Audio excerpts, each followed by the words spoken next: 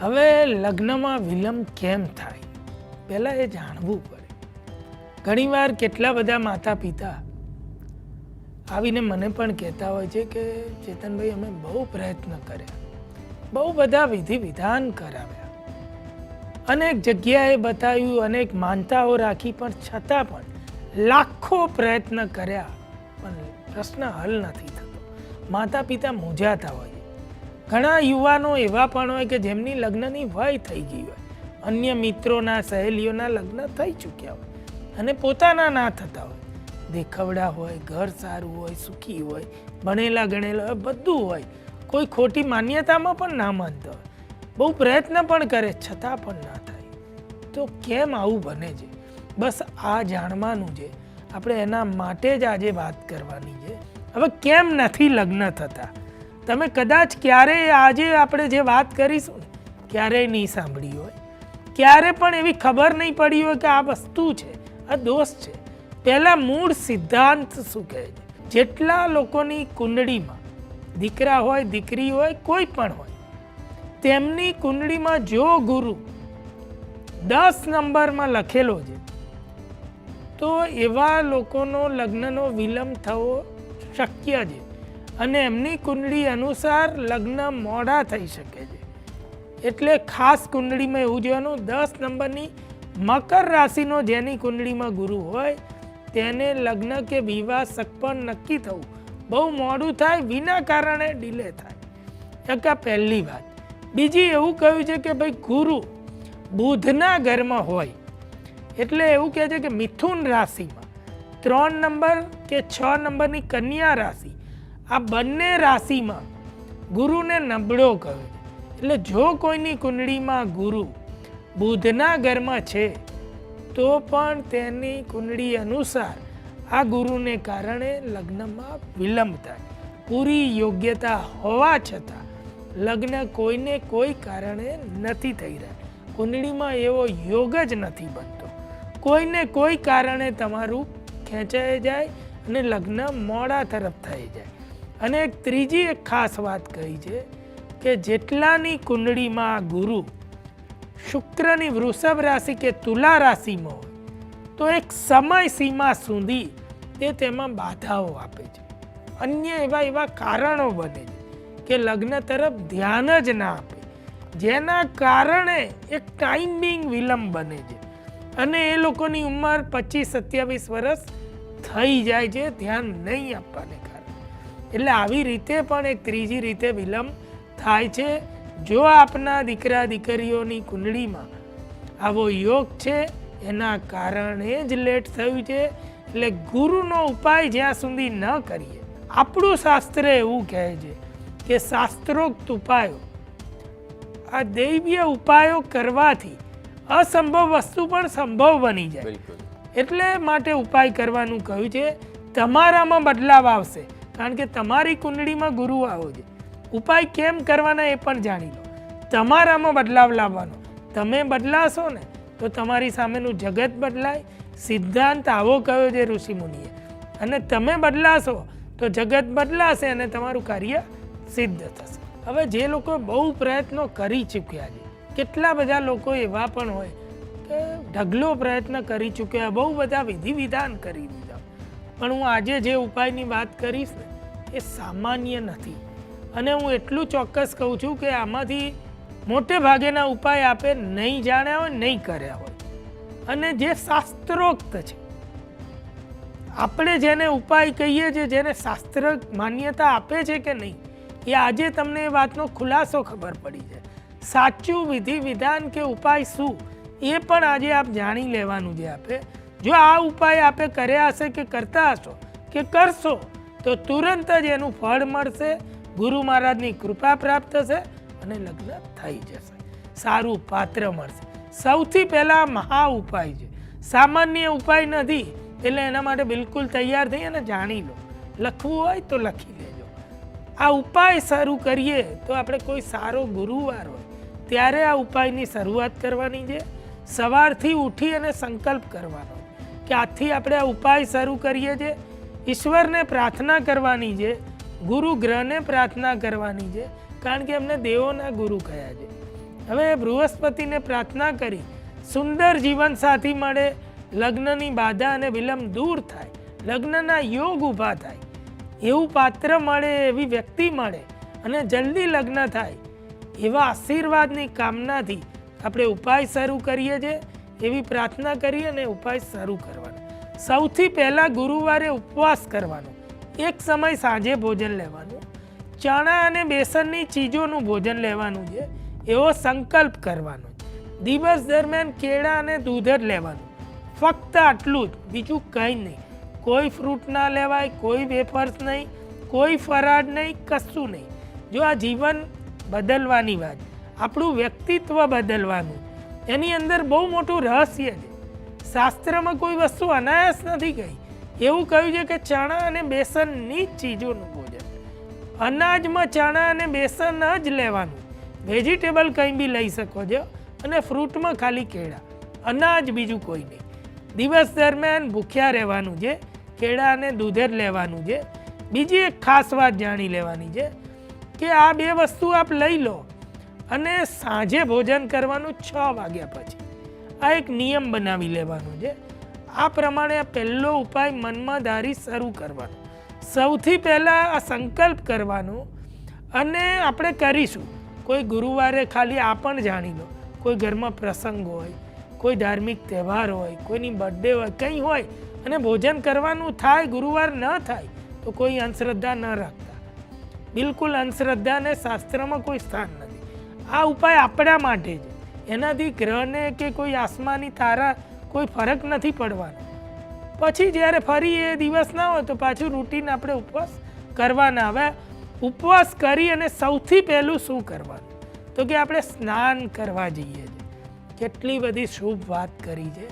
આપણે કોઈના લગ્ન હોય ને તો લગ્નના થોડા દિવસ પહેલાં જૂના જમાનામાં લગ્નની વય બાળકોની થાય ને તો માતા પિતા જેટલા જૂના હોય ને એ બધા જાણતા હશે ઉંમરલાયક કે એ લોકો દીકરા દીકરીઓને એમ કહેતા હતા કે બેટા ચણાના લોટ અને હળદર મિક્સ કરી સ્નાન કરો. આ ઉપાય છે. શાસ્ત્રમાં એવું કહ્યું છે કે ભાઈ બેસન એટલે ચણાનો લોટ, ચંદન અને ચપટી હળદર મિક્સ કરી તેનું લેપન કરવાનું છે. એ શુભતાની નિશાની, શુભ પ્રસંગ આકર્ષવાની વાત. આપણે જેમ પીઠી ચોડીએ લગ્નની પહેલાં એ એટલે ચોડીએ છે, એટલે હલ્દી કરીએ છીએ કે હવે નિર્વિઘ્ને આ પ્રસંગ પાર પડી જાય અને કેવળ શુભ અને મંગલમય રહે. આ હલ્દીમાં, આ બેસનમાં એટલી બધી તાકાત છે. એટલે એવું કહ્યું છે કે ચંદન, બેસન અને સુખડ એ મિક્સ કરી તેનાથી આપણે સ્નાન કરવાનું છે અને તેનો લેપ હલ્દી, એ 3 વસ્તુનો લેપ કરી લગાવવાનો છે. થોડી વાર રાખી અને સ્નાન કરવાનું. તેમાં સુગંધિત એવું કહેવાય કે જે જળ હોય ને તેમાં ચંદનનું કે એવું અત્તર કેસરનું એ નાખી મિક્સ કરી નાહવાનું. જેટલા લોકોના લગ્ન નથી થઈ રહ્યા તે લોકોએ આ ઉપાય સમજી અને કરવાનું અને આ સ્નાન ચાલુ કરવાનું. તમારો ગુરુ ઓટોમેટિક બળવાન બનશે. આના માટે એક જબરજસ્ત ઉપાય કહેલા. એવું કહ્યું છે કે ગુરુ, જ્યારે ગુરુનો આ જે ઉપાય કરીએ ને તો ગુરુવાર અને એના નક્ષત્રો કયા છે એ નક્ષત્રોમાં આપણે ગુરુનો ઉપાય કરીએ. એવા વૃક્ષ કયા છે. કેળાના વૃક્ષને પણ એવું કહ્યું છે કે ગુરુ બળવાન બને એની નજીક રહેવાથી. એની નજીક આપણે જાપ કરીએ, એની નજીક રહીએ એના સાનિધ્યમાં. હળદરનો છોડ આવે છે, આજકાલ બધે નર્સરી મળે, તેને પણ શુભ પ્રસંગ માટે પવિત્ર કહે. તેનું પૂજન કરવાથી, તેની સાથે બેસવાથી, તેની સાથે ગુરુનો બીજ મંત્ર કરવાથી પણ ખૂબ લાભ થાય છે. અને આ બધી એવું કહ્યું છે કે બધી પ્રાર્થના પૂજા ઈશાન દિશામાં મુખ રાખી કરવાનું અથવા ઘરની પૂજા સામે બેસીને કરવાનું. શાસ્ત્રમાં એવું કહ્યું છે કે ગુરુનો બીજ મંત્ર એક કહ્યું. બધા ઉપાય સાથે કરવાના. એનું કારણ છે કે બહુ ઉપાય કરી લગ્ન નથી થયા એટલે આ મહા ઉપાય છે. આ એક સાથે આ બધું કરવાનું છે. અચૂક ઝડપી લગ્ન થાય છે. હજારો લોકોના થયેલા છે. આપ પણ આ કરશો એટલે અચૂક આનંદની વાત છે. અને એવું સમજી લેજો કે ઘરમાં સુપ્રસંગ આવી જ જશે. મનની મનોકામના પૂર્ણ થશે. આજે આ મંત્ર દેખાય છે ને જે સ્ક્રીન ઉપર, આ જે મંત્રની આપણે વાત કરીશું એ મંત્ર ગુરુનો બીજ મંત્ર છે. બીજ મંત્ર, બીજમાંથી વૃક્ષ બને.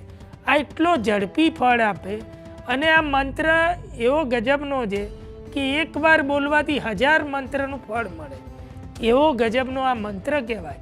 આ મંત્ર બરોબર ધ્યાનથી જાણી લો, સમજી લો અને કરવાનો છે. આ મંત્ર છે ઓમ ગ્રામ ગ્રીમ ગ્રોમ સહ ગુરુવે નમઃ. ફરી કહું છું, ઓમ ગ્રામ ગ્રીમ ગ્રોમ સહ ગુરુવે નમઃ. ઓમ ગ્રામ ગ્રીમ ગ્રોમ સહ ગુરુવે નમઃ. આ મંત્રના જાપ કરવાનું કહ્યું છે.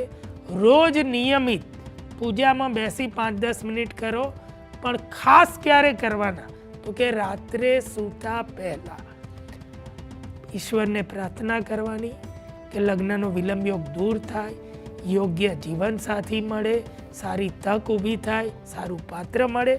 એ કરી અને સૂઈ જવાનું. હવે ગુરુવારે ખાસ એવું પણ કહ્યું છે, યથાશક્તિ શાસ્ત્રમાં એક ઉપાય એ પણ કહ્યું, દાન પુણ્ય કરવું જોઈએ તો કોઈને આશીર્વાદ મળે, આશીર્વાદની પ્રાપ્તિ થાય. ગુરુના ઉપાયમાં ખાસ એવું કહ્યું છે, બ્રાહ્મણ દેવતાના આશીર્વાદ લેવા, આપણા ગુરુના આશીર્વાદ લેવા, આપણને જે જ્ઞાન આપતા હોય તેના આશીર્વાદ લઈ શકીએ. જો તેમની આપણે કંઈ અજાણતા તેમને નિરાશ કર્યા, પરેશાન કર્યા તો માફી પણ માગી શકીએ. બ્રાહ્મણને દાન કરવાનું કહ્યું છે. તો એમ કહ્યું છે ચણાની ચીજોનું દાન કરો કે ચણાનું દાન કરો, ચણાની દાળનું દાન કરવાનું કહ્યું. બીજી એક ખાસ વાત એવી કહી, પીળા રેશમી વસ્ત્રોનું દાન કરવાનું કહ્યું છે અને ગોળનું દાન કરવાનું કહ્યું છે. અને શક્ય બને તો કેળાનું પણ દાન કરવાનું કહ્યું છે. પણ આપણા માટે કોઈ આપે તેવું નહીં, આપણે ખુદ આપવાના છે. જેને વિલંબ યોગ છે, ઘણી કન્ડિશનમાં એવું હોય કે દીકરા દીકરીઓના લગ્ન ન થતા હોય, તે પરદેશ હોય અને ત્યાં આવું શક્ય ન હોય, તેવી કન્ડિશનમાં માતા પિતા સંકલ્પ કરી અને પોતે દાન પુણ્ય કરી શકે છે. બાકીનો અન્ય ઉપાય જે વ્યક્તિનું છે તેણે જાતે કરવાનો. બસ જો આ ઉપાય આપ કરશો, એક સૌથી પહેલી એક એવી વાત છે જે ગુરુના નક્ષત્રો છે એ પણ આપે જાણી લેવાના છે. અને એ નક્ષત્ર જો ગુરુવારે આવતા હોય ત્યારે તમે જે પણ કોઈ વિધિ વિધાન કરાવવા ઈચ્છતા હોય, મંત્રના જાપ કરાવવા ઈચ્છતા હોય તો એ નક્ષત્રોને ખાસ તમારે ધ્યાન રાખવાના છે. એ ગુરુના જ્યારે નક્ષત્ર આવતા હોય ત્યારે જો તમે બેસી અને એકાએક જો મંત્ર જાપ કરો, દાન પુણ્ય કરો તો એમાં ગજબનું ફળ મળે. ગુરુના 3 નક્ષત્રો કહેલા છે, એક પુનર્વસુ નક્ષત્ર, એક વિશાખા નક્ષત્ર અને એક પૂર્વ ભાદ્રપદ નક્ષત્ર. કેલેન્ડરમાં ટીક મારી દો, જીવન બદલાઈ જાય છે. અસલી જ્યોતિષ જાણો ને, જિંદગી બદલાઈ જાય. બધું કરી શકાય. મોઢાનું વહેલું કરી શકાય, કુરૂપને સારું કરી શકાય, ભાગ્યને ચમકાવી શકાય, જલ્દી લગ્નયોગ પણ ઊભો થાય. ગુરુ ગ્રહ જેના માટે એવું કહ્યું છે 3 નક્ષત્રનો જે સ્વામી છે, પુનર્વસુ નક્ષત્ર, વિશાખા નક્ષત્ર અને પૂર્વ ભાદ્ર નક્ષત્ર. આપણે આ ચાવી જાણવાની, એટલે આ મહા ઉપાય. જે ગુરુવારે આ નક્ષત્રમાંથી કોઈ બી એક નક્ષત્ર હોય એવો ગુરુવાર પસંદ કરો, એ દિવસે મંત્ર જાપ કરો. ક્યાં બેસીને કરીએ તો વધુ ફળ આપે તો કે ઘરની ઈશાન દિશામાં બેસીને કરીએ, શ્રેષ્ઠ ફળ મળે. પૂજામાં કરીએ, શ્રેષ્ઠ ફળ મળે. ત્રીજી જગ્યાએ એવું કહું, કેળના ઝાડની નીચે બેસીએ, એની જોડે બેસીને કરીએ, શ્રેષ્ઠ ફળ મળે. અને હળદરના છોડની નજીક બેસીને કરીએ તો શ્રેષ્ઠ ફળ મળે. અને એના માટે એવું કહ્યું છે પીળું આસન, આ પણ ધ્યાન રાખવાનું.